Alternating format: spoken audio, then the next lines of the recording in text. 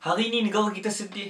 Bukan sebab GST, bukan sebab 1MDB, bukan sebab aktivis-aktivis yang nak kena tahan tapi sebab Zayn Malik is leaving One Direction. Mungkin ada orang kata benda ni tak penting, tapi Zayn Malik ni satu-satunya wakil Islam dalam kumpulan tu.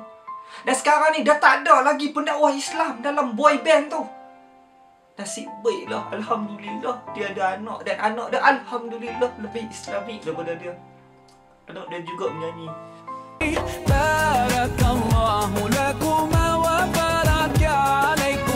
According to BBC, Zayn said that he can't do this anymore.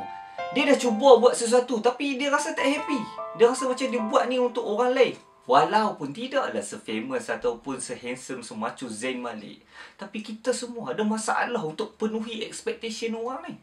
Mak Luffy nak sign? Apa macam tak handsome pun? Buatlah lawak sikit. Please say something deep. Boring, fake, tak layan peminat, sombong, takabur, ujub, belagak, syiah. Manusia ni dia ada hati, perasaan dan emosi tau. Dia bukanlah 24 jam happy, joking around, fooling here and there, ho-ha.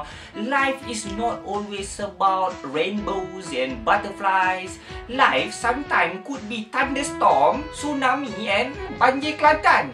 Kalau tak ada mood pun nak jawab, cuba je lah. Siapa suruh jadi babi tiga? Okay, nak tanya apa? Okay, kalau Mak Luffy masuk One Direction, jadi apa? There will be no direction. Ya Allah, lemnya. Kadang-kadang orang expect too much tau. Sampai ada orang yang sengaja sorok ataupun simpan identiti dia.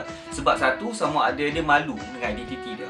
Dua, dia malah nak kisah dengan expectation orang. Sekolah mana dulu? Kisah Papa misi alim ulama abid ibadat MCKK Papa misi teror debat ni nanti jadi menteri. Sekolah Bukit Jalil misi lari laju ni Papa boleh lari laju daripada masalah hidup. Sekolah Hendrigan ni what? Degree dulu belajar mana? UK Papa Oxford Cambridge mesti terdedah dengan pemikiran-pemikiran barat yang mengagumkan. Jepun Papa mesti menepati masa dan rajin dan bawa balik GTR sebiji. Indonesia Papa ganteng banget. Timur Tengah Papa akhlak dijaga, syahsiah terpelihara, akidah paling power. Ustaz, tolong masukkan saya ke dalam syurga Ustaz. Orang Cina Papa mesti rajin dan pandai. Orang India Papa mesti badan kuat, kental dan pintar. Orang Melayu Papa bumi putra. Tudung labuh Papa mesti kakak usrah, batul muslim dan tidak pernah berdosa. Vlogger Papa mesti tengah fikir tu apa nak buat next video. Buka mata lah weh. Aku yang sepet ni pun boleh buka mata. Banyak lagi benda nak kena fikir tau. Nak kena fikir macam mana nak buat assignment, bila boleh main bola, saat lagi hujan ke tak hujan, bila nak boleh baca buku, nak tengok forum, fikir macam mana nak mengelak jadi imam sembahyang dalam rumah. Banyak lagi benda yang kena fikir selain pada video. Expectation ni macam judging tau. Tapi judging dengan melebih-lebihkan kepribadian seseorang. Aku dah malah nak penuhi expectation ni.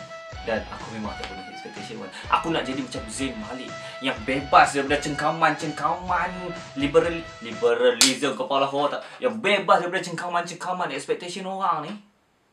Sebab takkan nak design Zayn pun. Zayn tough.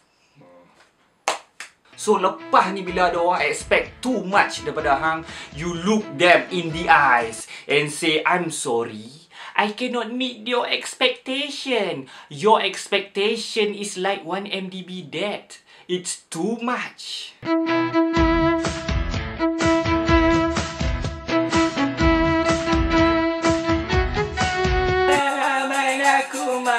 Fil khair barakallah.